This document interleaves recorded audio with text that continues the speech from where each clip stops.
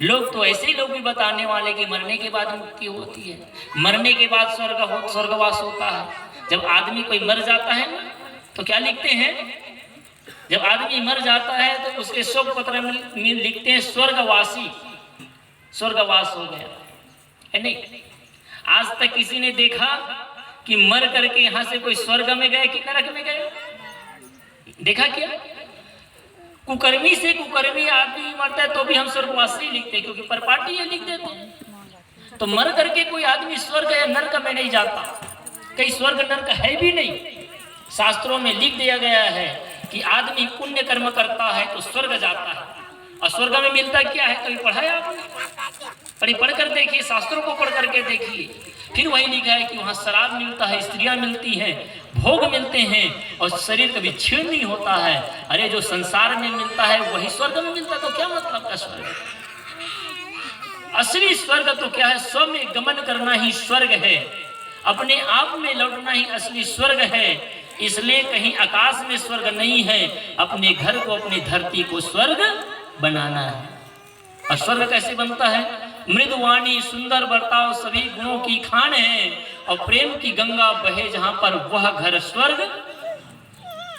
जहां खुशहाली है, जहां पवित्रता है, जहां प्रसन्नता है, वो स्थान स्वर्ग है। जहां दुख है, जहां लड़ाई है, जहां झगड़ा है, जहां गंदगी है, वही नरक है। अगर आप अपने घर को स्वर्ग बनाना चाहते हैं तो इसका पहला सूत्र है, तो घर को स्वच्छ रखिए। क्या रखें? घर को, जिस घर में रहते उस घर को भी स्वच्छ रखिए और इस शरीर को भी स्वच्छ रखिए। स्वच्छता स्वर्ग का पहला निशानी है। सफाई रखिए, बढ़िया सफाई रखिए। देखिए, कोरोना ने आपको बहुत कुछ सिखाया, कोरोना ने बहुत कुछ लूटा भी है, बहुत कुछ छीना भी है, बहुतों का परिवार उजाड़ा भी है। तो ये कोरोना ने आपको बहुत कुछ सिखा करके भी गया है। संत लोग बार बार बोलते थे हाथ मांजना चाहिए, साफ रखना चाहिए, डिस्टेंस बनाए रखना चाहिए, सावधानी बरतना चाहिए, कोई मानता नहीं। लेकिन कोरोना आया, लोगों ने कहा मास्क पहनो, डिस्टेंस बरतो, सावधानी रखो, गंदगी को दूर रहो, सैनिटाइज करते रहो, सफाई करते रहो। लोग आज सीख रहे हैं धीरे धीरे, सही कि नहीं? तो आदमी समझता नहीं है। मैं कई घर में जाता हूँ, बार बार इस बात को कहता हूँ, क्योंकि मेरे कहने का विषय यही रहता है, किचन में जाना दो चीज को जरूर देखना। कोई घर स्वर्ग है, इसकी पहचान क्या है? तो उस घर में मंदिर हो और समय सवेरे शाम पूजा हो रहा हो, इसका मतलब नहीं कि वो घर मंदिर पूजा ये वो घर स्वर्ग है। स्वर्ग होने का मतलब मंदिर का होना नहीं और पूजा का होना नहीं। किसी घर का स्वर्ग होने की पहचान दो है, जिसके घर का शौचालय साफ हो और जिस घर के किचन साफ हो, तो समझ लेना उस घर में स्वर्ग। तो बड़ा विचित्र लग रहा होगा, जिसके घर में शौचालय साफ हो। शौचालय का अर्थ समझ, शौचालय, शौच कहते पवित्र को, शौच यानी शुद्ध, पवित्र, सुचिता। तो जिसके घर में, जिसके शौचालय का नाम बेचारा नाम सुंदर शौचालय, और सबसे ज्यादा गंदा वही रहता है कि नहीं रहता है? महात्मा गांधी ने एक जगह लिखा है कि आपका शौचालय इतना शुद्ध हो, पवित्र हो कि उस जगह में आप गीता जैसे पवित्र ग्रंथ को बैठ करके पढ़ सके, इतना साफ होना चाहिए। ऐसा नहीं कि आप बैठ गए आगे सफाई रखिए। कहने का मतलब आपने अपने शरीर की गंदगी को निकाला, लेकिन साफ तो करिए। तो शौचालय साफ। कल से मैं देखने आऊंगा कई घरों में, किसके किसके घर साफ। पहली निशानी बता रहा हूं, आप कितने सफाई पसंद है ये पता चलता है कि आपके घर शौचालय कितना साफ है। और जब तक आपके, इसीलिए हमारी भारत सरकार को देखिए, बहुत अच्छी उपलब्धि है भारत सरकार की। मैं किसी सरकार की न प्रशंसा कभी करता हूँ, मैं किसी सरकार की मैं कभी विरोध नहीं करता हूँ, कुछ मतलब नहीं है। लेकिन अच्छी बात कहने को पड़ेगा कि देख, इस सरकार ने एक अच्छा काम किया, चाहे वो एक दृष्टि से ही सही कि उन्होंने एक अभियान चलाया, शौचालय बनाएगा। तो कम से कम गाँव के किनारे, सड़क किनारे जो बैठ करके जो बढ़िया शुक्रा भगवान के लिए जलपान बंद करना, वो बंद हो गया है नहीं? लेकिन सुबह लोग बेचारे लोग थोड़ा नाराज होंगे क्योंकि अब खाने को नहीं मिलता उसको। नहीं तो छत्तीसगढ़ में जिस घर के गांव के सामने जाइए घूमने के लिए, हम लोगों को कभी कभी शर्म आती थी क्योंकि हमारी माता बहनें वहीं पर बैठे हुआ करते थे, उठना पड़ता था, ऐसी नारकी दशा था। और न भी बैठे तो इतनी गंदगी होती थी। हम अतिथियों का स्वागत किससे करते थे? अपने टट्टियों से करते थे। सबरी माँ थी, याद रखिए। और ये धरती एक ऐसी जगह है जहाँ सबरी माँ का आश्रम है। ये धरती वो जगह है जहाँ कौशल्या माँ का जन्म हुआ है। अरे आप तो भगवान को भी जन्म देने वाले दात्री हैं, आप महान हैं, आप श्रेष्ठ हैं, लेकिन आप अपनी श्रेष्ठता को और महानता को पहचानिए। उस सबरी माँ थी, राम की याद में रोज झाड़ू लगाया करती थी, रोज फूल बिछाया करती थी। कभी न कभी तो मेरा भगवान मेरे दर पे आएंगे। और हमने अपने गांव के सामने को, अपने घर के सामने को कूड़ा से गंदगी से भर रखा है। न उस गांव में कभी भगवान आ सकता है, न उस घर में कभी भगवान आ सकता है, क्योंकि हमने तो गंदगी से स्वागत किया। तो क्या करें? शौचालय की सफाई। और खास बात अंतिम में किचन, रसोई। रसोई कहते कि अन्नम ब्रह्म, अन्न ही ब्रह्म है। सर्वप्रथम ब्रह्म अन्न को कहा गया है। और इसीलिए जब आप भोजन बनाते हैं ना, तो भोजन का पहला कण आप या तो अग्नि को या तो अपने प्रभु को समर्पित करते हैं कि हे भगवान, मैं इस अन्न के कण को मैं पहले आपको समर्पित करती हूँ, आप पहले भोजन पाइए। तो जिस भोजन को आप भोग लगाते हैं वो भोजन नहीं, प्रसाद है कि नहीं? बताइए कितने लोग अपने घर के भोजन को प्रसाद बनाने के लिए तैयार है? बताइए। भोग लगाते हैं ना अपने प्रभु को, अपने इष्ट को, अपने भगवान को। अरे नहीं तो कम से कम चूल्हा में तो डालते, अग्नि देवता को समर्पित करते हैं इसी भाव में, ताकि हम अपने प्रभु को, अपने इष्ट को अपने खाने से पहले हम अपने प्रभु को खिलाएंगे, भोग लगाएंगे। इसी भाव में आप भोग लगाते हैं। अब बताइए, भोग बनाते हैं जो नौवेद आप बनाते हैं, उसमें कितनी सावधान और पवित्रता रहनी चाहिए। ध्यान दीजिए, हमारे माता बहनें से कुछ गलतियां होती हैं, उस गलतियों को स्वीकारना चाहिए और समझने का प्रयास करना चाहिए। मैं हर घर में कहता हूं, दुर्भाग्य की बात, एक गांव में भी कार्यक्रम में गया था, गांव का नाम नहीं बताऊंगा, यहाँ पर बैठे होंगे आप लोग भी बदनाम कर देंगे। तो गांव में गया, कार्यक्रम में गया था, तो घर में नहीं गया था, एक जगह कार्यक्रम में गए जहाँ पर संतों की भोजन बनना था। हमने भक्त से कहा जी कि यहाँ पर सब चीज तो आ गया है, लेकिन कपड़ा नहीं है जिससे हम भोजन को उतार सकें, पकड़ सके। कढ़ाई जलती है, बर्तन जलते हैं, तो कपड़ा चाहिए। तो उसने क्या ला दिया आपको, मुझे भी कहने में शर्म आता है, एक माँ की लहंगा को ले आए थे, पुराना लहंगा था। अपने घर में प्रयोग तो कर भी रहे थे, हम लोगों को भी ला करके दे दिए। माताओं से मेरा निवेदन है और इसके लिए भाइयों से मेरा निवेदन है, देखिए सत्संग की शुरुआत यहीं से होती है। आत्मा परमात्मा की बात ये सत्संग नहीं है। जीवन का व्यवहार सुधर जाए, हमारा घर सुधर जाए, हमारा घर सुधर जाए, घर में शुद्धता आ जाए, यहीं से शुरुआत होती है जिंदगी की। आप सुंदर सुंदर कपड़े पहनती हैं, भाई लोग भी कपड़े पहनते हैं। आज तो कीमती 2000, 3000, 5000 तक की साड़ियां आती हैं। तो 5000 की साड़ियों को केवल एक बार पहनकर फेंक देते हैं। क्या किचन के लिए 50 रुपए का आप कपड़ा नहीं खरीद सकते? संकल्प लीजिए, हर घर में नया कपड़ा हो, सादा ना सही, रंगीन ही सूती कपड़ा आप प्रयोग करिए। और रोज जिस प्रकार से आप भोजन करने के बाद भोजन की सफाई करते हैं, उस कपड़े को भी रोज धो करके रखिए, साफ रखिए। बहुत घर में देखता हूँ कि रोज चम्मच को चलाएंगे, ढककर रख देंगे, जमीन में रख देते हैं। साफ रखिए, सीखिए। शिक्षा यहाँ से प्रारंभ होती है, संस्कार यहाँ से प्रारंभ होते हैं। क्योंकि जैसे खाए अन्न वैसे बोले बने मन, और जैसे पिए पानी वैसे बने वाणी। जैसे हम पीते हैं वैसे हम बोलते हैं, जैसा हम खाते हैं वैसे हम गाते हैं, वैसे ही हम जीते हैं। इसलिए जीवन को सुंदर बनाना चाहते हैं। मैं कई घरों में ये भी देखता हूँ, रोज खपूरी रोटी खाएंगे, मोटा मोटा पेट भरते हैं अपना, सही कि नहीं? वो गलत नहीं है, खाइए, लेकिन उस तवा में इतनी काई जमी रहती है, इतनी मोटी परत, तेल की परत जमी रहती है। अगर उसको रुखड़ करके निकालेगा तो एक बच्चा का चटनी जरूर बन जाएगा। समझ में आ रही है ना? बीमारी पैदा करते हैं ये। रोज साफ करिए। आप अपने शरीर को 1 घंटा रगड़ रगड़ के नहाते हैं, जो शरीर गंदा पर गंदा हो जाता है, और जिस भोजन को आप करते हैं कितना शुद्ध रखना। ध्यान दीजिए, शरीर को जैसा शुद्ध रखते हैं वैसे बर्तन को भी शुद्ध रखिए। कढ़ाई को देखिए, कढ़ाई साफ नहीं होता है, हल्दी जमी रहती है, गंदगी जमी रहती है। एक घर तो गए थे हम लोग कार्यक्रम में, हमारी बहनें भी गई थी राजनांदगांव जिला में। 2 घंटा तक तो केवल कढ़ाई की हम लोगों ने सफाई की, तब भोजन की तैयारी की। इतनी कढ़ाई हार्पिक से धोए तो भी नहीं निकला। 2 बार हार्पिक डाला, उसमें हार्पिक जिसमें शौचालय साफ करते ना, उसमें हमने कढ़ाई साफ किया। आपकी हंसी आ रही होगी, लेकिन ये घर घर की कहानी है। कहने का तात्पर्य है कि जीवन को शुद्ध बनाना चाहते हैं, जीवन में आनंद पाना चाहते हैं, तो शुद्धता आनी चाहिए।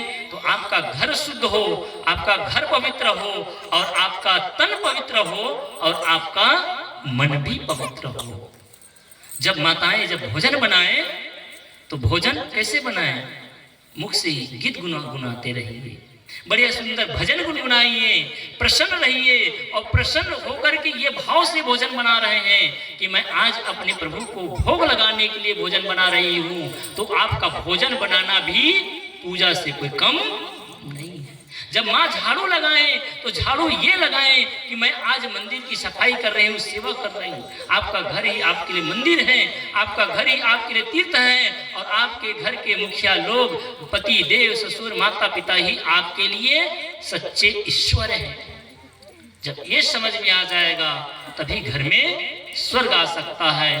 तो मैं कह रहा था कि मानुष जन्म सद्गुरु मिलन मोक्ष इच्छा होए, दुर्लभ तीनों परम है, पाए सुयोग ना होए। तो पहला सौभाग्य की बात है कि हम सबको मनुष्य का तन मिला हुआ है, लेकिन इस मनुष्य के तन को पा करके हम इसको व्यर्थ ना बिताएं, लड़ाई झगड़ा में ना बिताएं, द्वेषण में ना बिताएं, गलत खान पान में ना बिताएं, बल्कि सुंदर जीवन जिए, सेवा करें, भजन करें, भक्ति करें, सदगुरु के शरण में जाएं, सब गुरु बनाएं, और गुरु बना करके मोक्ष के जिज्ञासु बने। हम सब दुख निवृत्ति के लिए यहाँ आए हुए हैं। आज हर आदमी दुखी है। किसी को भी पूछिए, किसी को तन का दुख है, किसी को मन का दुख है, किसी को परिवार का दुख है, किसी को समाज का दुख है, किसी को अर्थ का दुख है, किसी को व्यथा का दुख है। किसी न किसी प्रकार से आज आदमी दुखी है, और हम अपने दुख की निवृत्ति के लिए ही आए हैं। लेकिन याद रखिए, दूसरों को दुख दे करके आप कभी सुखी नहीं हो सकते।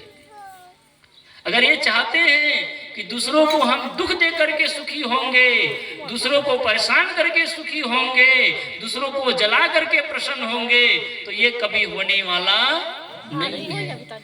गुरु संत कहते हैं, किसी शायर ने सुंदर कहा है, यहाँ नेकी बदी 2 रास्ते हैं, गौर से सुन लो, मगर चलने के पहले सोच लो अंजाम क्या होगा। भलाई कर भला होगा, बुराई कर। संसार में केवल 2 ही पथ है, अच्छाई का पथ और बुराई का पथ। हम क्या करें? आज तक मैं लोगों को कल ही कह रहा था, हमने परसों क्या मनाया? मकर संक्रांति। इस बात को कहूँ, अपनी बात को विराम करूं, और आयोजक बंधुओं से निवेदन है, परिवार के सदस्यों से, सब लोग आ जाएंगे, आरती पूजा के काम को संपन्न करेंगे। बस 5 मिनट में एक सूत्र में बता करके अपनी बात को पूरा करूं। मकर संक्रांति क्या मनाए? 14 जनवरी को प्रतिवर्ष मकर संक्रांति। मकर संक्रांति आप लोग मनाते होंगे, लड्डू खा लिए, पतंग उड़ा लिए, मकर संक्रांति हो गई जी। लेकिन आपने कभी सोचा कि मकर संक्रांति मनाते क्यों हैं, और मकर संक्रांति कहते किसे हैं? तो संक्रांति कहते हैं एक कक्ष से दूसरे कक्ष में प्रवेश करना संक्रांति कहलाता है। क्या कहलाता है? जैसे आप किसी कमरा में बैठे हो और वहां से निकल करके दूसरे कमरा में जाकर बैठ जाए, इसी को संक्रांति कहते हैं। यानी एक स्थान से दूसरे स्थान में गमन करना संक्रांति है। तो कौन सी संक्रांति है? बहुत सारी संक्रांति होते। तो ये मकर जो मकर रेखा है, इस मकर रेखा में आकर के इसी के सामने हमारी धरती आकर के अपने कक्ष में, दूसरे कक्ष में बैठती है और इसी दिन से हमारी प्राकृतिक व्यवस्था बदलती है और इसके कुछ दिनों के बाद से बसंत लगते हैं, जिसके माध्यम से पूरी प्रकृति एक बार झड़ती है और झड़ करके पूरे पत्ते गिर करके नए कोपल और नए पत्ते भी आ जाते हैं। समझिए सुनो, तो इसे मकर संक्रांति कहते हैं, यानी एक कक्षा में से दूसरे कक्षा में प्रवेश करना। तो आप लोग पहली क्लास में थे, गाली देते थे, तो आप क्या करना है? प्रेम की भाषा बोलना है। आप कटु बोलते थे तो अब मधुर बोलना है। गुस्सा करते थे, करुणा करना है। बैर करते थे, अब प्रेम कर। एक कक्षा से दूसरे कक्षा में प्रवेश करिए तो ही आपके जीवन में सुख और शांति आएगी। और आप क्या करते इस मकर संक्रांति में? आप करते हैं लड्डू खाते। किसका? तिल की लड्डू। तिल की जो लड्डू है ना, तिल दो प्रकार के होता है, काला और सफेद। इसी प्रकार से हमारे जीवन में दो प्रकार का ही समय आता है, जिसको कृष्ण पक्ष और शुक्ल पक्ष कहते हैं। एक कृष्ण पक्ष और शुक्ल पक्ष यानी संपूर्ण जीवन को सुरक्षित एकजुट बांधे रखने के लिए, हमारे जीवन को समृद्ध और साकार करने के लिए क्या करते हैं? तो तिल को जिस प्रकार से आप मिठास के चाशनी में डुबोकर बांधते हैं, वैसे ही अपने घर और परिवार में एकजुटता लाने के लिए प्रेम की चाशनी से आप अपने परिवार के सदस्यों को बांधिए। तो आपके जीवन में जब संगठन होगा, आपके परिवार में संगठन होगा, तो देखिए कि आपके घर में रोज संक्रांति और रोज त्योहार हो जाएगा। क्या हो जाएगा? तो क्या करना है? माताएं जिस प्रकार से लड्डू बनाती हैं, तिल की लड्डू, तो एक एक दाना रहते उसको लड्डू नहीं कहते, लेकिन जब वही मिठास की चाशनी में उसको डुबोकर जब बांधते हैं, जब वही लड्डू बन जाता है, खाने में भी मीठा लगता है, अच्छा लगता है। इसी प्रकार से प्रेम के चाशनी में बंद करके जब परिवार संगठित होता है, तो वही परिवार सुखी भी होता है, समृद्ध होता है और विकास भी करता है। इसलिए हम और आप सब अपने जीवन में विकास करें, परिवार में समृद्धि करें। इसलिए आपस में एक दूसरे के साथ प्रेम का व्यवहार करें, सुंदर जीवन जिए। आज हमारे इस घर के पिताजी आज हमारे बीच में नहीं हैं। मैं शुरू में कहा रहा था, कहीं पर होगा, कल्पना करिए, विचार करिए, हमारी भावना है, अगर वो वहां से देख रहे हों, कहीं होगा, भावना करिए, और वहां से आज हमें याद कर रहे हो, देख रहे हो। अगर हमारे कृत्य को देख करके अगर उसको प्रसन्नता हो रही होगी, सब अपने हृदय से पूछिए, मेरे से नहीं, अपने हृदय से पूछिए, क्या मैंने ऐसा कोई कर्म किया जिस कर्म को करके मेरे पिताजी, मेरे दादाजी, मेरे ससुर जी, मेरे नाना जी प्रसन्न हो रहे होंगे?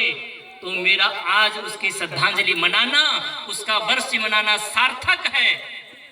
लेकिन मेरे कुकर्मों के कारण, मेरे दुर्व्यवहार के कारण, मेरे पक्षपात के कारण, मेरे द्वेषणी जीवन के कारण और मेरे गलत व्यवहार के कारण आज के मेरे जीवन को देख करके मेरे पिता के आंख में आंसू आ रहे होंगे और वो रोने के लिए मजबूर हो रहे होंगे कि हाँ मेरे बेटे, हाँ मेरे परिवार वाले, मैंने तुमको किस दशा में छोड़ा था, मैंने तुमको क्या शिक्षा दी थी और तुम आज क्या कर रहे हो। इस प्रकार से अगर अफसोस कर रहे हो तो उसकी श्रद्धांजलि मनाना बेकार है। इसलिए आज हम सब लोग संकल्प लें। पिताजी ने जो सकार व्यवस्था बनाई थी, जिन्होंने भक्ति का मार्ग बताया था, आज उस भक्ति के मार्ग में हम सबको चलने के लिए संकल्प लेना है। एक साल बीत गया तो बीत गया, कहते हैं बीत गया सो मुर्दा है, आने वाला सपना है जिसमें हम अपना बंधन काटे, वर्तमान समय अपना है। कल के दिन को किसने देखा है, आज के दिन को खोए क्यों, और जिन घड़ियों में हंस सकते थे उन घड़ियों में रोए क्यों। तो आज एक बार हम सबको पुनः समय मिला है, बीत गया सो बीत गया, लेकिन हम उनके आदर्शों को अपने अंदर अगर अपनाते हैं, उनके संदेशों को हम अपने अंदर अपनाते हैं। मैंने शुरू में कहा था, उन्होंने वसीयत किया था, एक वसीयत संपत्ति की होती है और एक वसीयत धर्म का होता है। तो संपत्ति का वसीयत तो आपने कर लिया, उसके बंटवारा कर लिए, यथा वो योग्य आप सब एक दूसरे को बांट लिए और सम्मान भी दे रहे हैं। लेकिन असली वसीयत ये होगा कि हम उसकी भक्ति का वसीयत, धर्म का वसीयत और उनके सतमार्ग का वसीयत को भी हम एक दूसरे में धारण करें, एक दूसरे में बांटें। और उन्होंने जो भक्ति की एक धारा बहाई थी, एक वृक्ष लगाया था, आज उसमें हम पानी डालने का काम करें। अगर उसने भक्ति का जो बीज रोपा है, अगर हमने उसकी सुरक्षा और व्यवस्था न की, उसमें पानी डालने का काम न किया और मुरझा गए, तो वही वृक्ष नहीं मुरझाएगा, बल्कि वो परंपरा भी मुरझा जाएगी। और वो बुजुर्ग ने जो उस श्यान ने जो स्वर्गीय जोहन जी ने करके गया, वो सब भी चला जाएगा। देखिए, दो बहनों आज उनकी कृपा से उन्होंने अपने जीवन को संस्कारित किए, सुंदर जिए और सुंदर संस्कार दे करके उनके संस्कार के ही प्रतिफल में हमारी दो बहनें। मैं तो कभी कभी सोचता हूँ कि हमारी दोनों बहनें शारीरिक दृष्टि से उतना स्वस्थ नहीं रहती है। आप सब जानते हैं, परिवार के सदस्य हैं, लेकिन इसके साहस और हिम्मत को देखिए। मैं कभी भी निराश नहीं देखता, कभी रोते हुए नहीं देखता। इन लोगों में इतनी दृढ़ता है, इतना निश्चय है, इतनी गुरु भक्ति है कि ये अपने मार्ग से कभी अडिग होती नहीं है। इन लोगों के अंदर में इतनी श्रद्धा है, भक्ति है, और उसी भक्ति के प्रताप से शारीरिक कमी होने के बाद भी, शारीरिक तकलीफ होने के बाद भी सुंदर जीवन जीती है और आपको सत्प्रेरणा दे रही है, सुंदर प्रेरणा दे रही है। तो जब हमारी बहनें इस पथ पर चल सकती है, तो भला हम क्यों नहीं चल सकते। इस प्रकार से आज हम सबको संकल्प लेना है और संकल्प ले करके, और यही हम सबके लिए सही अर्थों में सही श्रद्धांजलि होगी। आप सबको बहुत बहुत धन्यवाद देते हुए, और उस मृत आत्मा जहाँ कहीं भी जाए, वो तो एक बात तो तय है, संत मरे क्या रोइए जो अपने घर जाए। संत मरे क्या रोइए जो अपने घर जाए, रोए साकट बापुरा जो हाथों हाथ बिकाए। तो ये संत थे, संत हृदय के थे, भक्तिवान थे, इसलिए भक्त के लिए रोना नहीं है, क्योंकि वो तो अपने घर चले गए। आज हम इस घर के मुखिया जो आज हमारे बीच में नहीं है, स्वर्गीय जोहन जी की पुण्य स्मृति में हम सब बैठे हैं, लेकिन सुखद समाचार यह है कि इसी परिवार का एक सदस्य है, जवरतरा गांव, इस परिवार के दामाद हैं दिनेश साहू जी, उनके सुपुत्र देवेश जी हमारे देश के सेना में, बीएसएफ में उनकी भर्ती हुई है, उसका चुनाव हुआ है, और वो रविवार के दिन वहाँ पर भर्ती होकर के जाने की तैयारी है। दो वाद है, और इस मंच के माध्यम से उसको स्वागत होगा।